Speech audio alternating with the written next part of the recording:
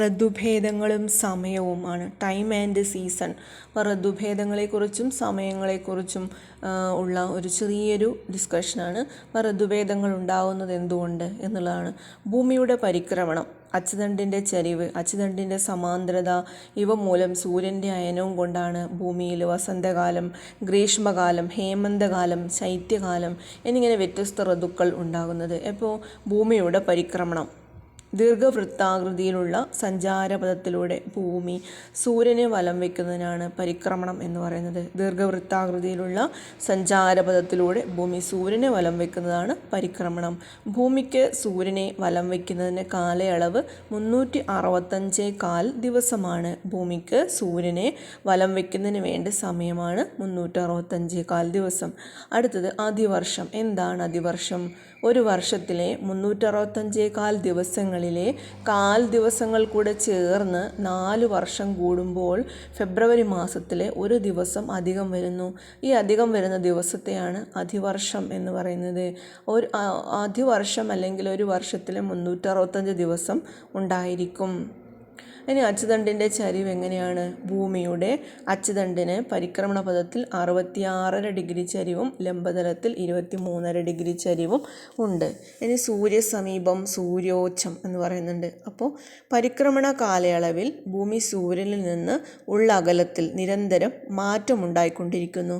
സൂര്യസമീപകം എന്ന് പറയുന്നത് എന്താണ്? ഭൂമി സൂര്യനോട് ഏറ്റവും അടുത്ത് വരുന്ന ദിവസമാണ് സൂര്യസമീപകം.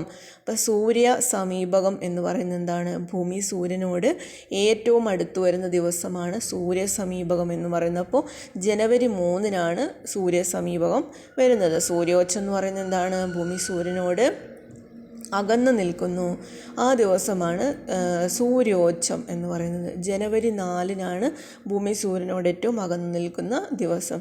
അച്ചുതണ്ടിൻ്റെ സമാന്തരത എന്ന് പറയുന്നത് എന്താണ്? അച്ചുതണ്ടിൻ്റെ സമാന്തരത പരിക്രമണ വേളയിലുടനീളം ഭൂമി അതിൻ്റെ അച്ചുതണ്ടിൻ്റെ ചരിവ് നിലനിർത്തുന്നതിനെയാണ് അച്ചുതണ്ടിൻ്റെ സമാന്തരത എന്ന് പറയുന്നത്. അതായത് അച്ചുതണ്ടിൻ്റെ സമാന്തര എന്ന് പറയുന്നത് എന്താണ്? പരിക്രമണ വേളയിലുടനീളം ഭൂമി അതിൻ്റെ അച്ചുതണ്ടിൻ്റെ ചരിവ് നിലനിർത്തുന്നു.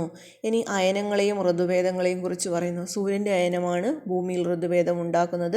സൂര്യൻ്റെ അയനം മൂലം ഭൂമിയിൽ സൂര്യപ്രകാശം പതിക്കുന്നതിനാൽ ഏറ്റക്കുറച്ചിലുകൾ ഉണ്ടാകുന്നുണ്ട്.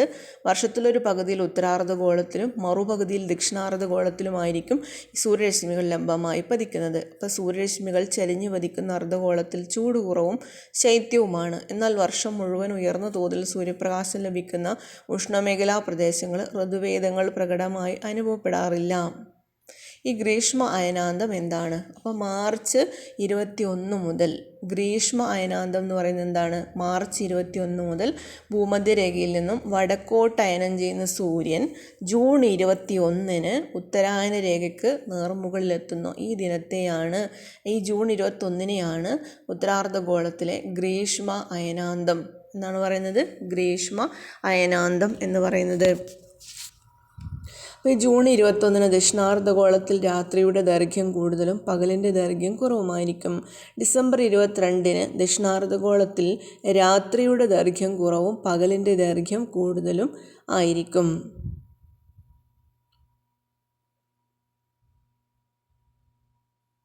ഉത്തരാർദ്ധഗോളത്തിലും ദക്ഷിണാർദ്ധഗോളത്തിലും രാത്രിയുടെയും പകലിൻ്റെയും ദൈർഘ്യം തുല്യമായിരിക്കും. അങ്ങനെ ഈ തുല്യമായി വരുന്ന ദിവസങ്ങളെയാണ് സമരാത്ര ദിനങ്ങൾ എന്ന് പറയുന്നത്.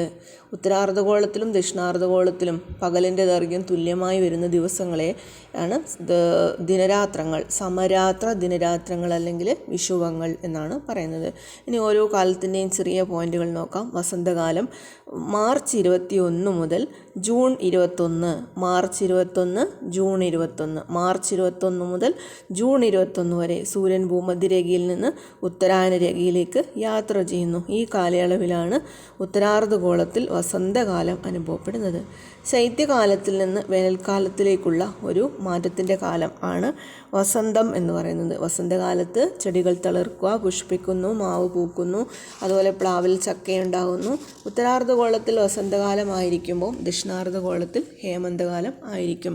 ഇനി ഗ്രീഷ്മകാലം, അതായത് ജൂൺ 21 സൂര്യൻ ഉത്തരായന രേഖയിൽ നിന്ന് തെക്കോട്ടയനം ചെയ്ത് സെപ്റ്റംബർ 23 ഭൂമധ്യരേഖയിൽ എത്തുന്നു. ഈ കാലയളവാണ് ഉത്തരാർദ്ധഗോളത്തിൽ വേനൽക്കാലം അല്ലെങ്കിൽ ഗ്രീഷ്മകാലം അനുഭവപ്പെടുന്നത്. അപ്പോൾ അന്തരീക്ഷ താപം വർദ്ധിക്കുന്നു, ജലാശയങ്ങൾ വറ്റിവരളുന്നു. ഇതൊക്കെയാണ് ഗ്രീഷ്മത്തിൻ്റെ പ്രത്യേകത. ജൂൺ 21 സൂര്യൻ ഉത്തരായന രേഖയിൽ നിന്ന് തെക്കോട്ടയനം ചെയ്ത് സെപ്റ്റംബർ 23 ഭൂമധ്യരേഖയിലെത്തുന്നു. ഈ കാലയളവാണ് വേനൽക്കാലം അല്ലെങ്കിൽ ഗ്രീഷ്മകാലം എന്ന് പറയുന്നത്. ഈ സമയത്ത് അന്തരീക്ഷ താപം വർദ്ധിക്കുകയും ജലാശയങ്ങൾ വറ്റിവരളുകയും ഉണ്ടാകുന്നുണ്ട്. അടുത്തത് ഹേമന്തകാലമാണ്. എന്താണ് ഹേമന്തകാലം? സെപ്റ്റംബർ 23 മുതൽ ഡിസംബർ 22 വരെ, സെപ്റ്റംബർ 23 മുതൽ ഡിസംബർ 22 വരെയാണ് ഉത്തരാർദ്ധഗോളത്തിൽ ഹേമന്തകാലം. സൂര്യൻ ഭൂമധ്യരേഖയിൽ നിന്ന് ദക്ഷിണാരേഖയിലേക്ക് അയനം ചെയ്യുന്ന കാലമാണ്. വേനൽക്കാലത്തിൻ്റെ തീഷ്ണതയിൽ നിന്ന് ശൈത്യകാലത്തിലേക്കുള്ള മാറ്റത്തിൻ്റെ കാലമാണ് ഹേമന്തം. പകലിൻ്റെ ദൈർഘ്യം കുറഞ്ഞു വരികയും രാത്രിയുടെ ദൈർഘ്യം കൂടി വരികയും ചെയ്യുന്നു.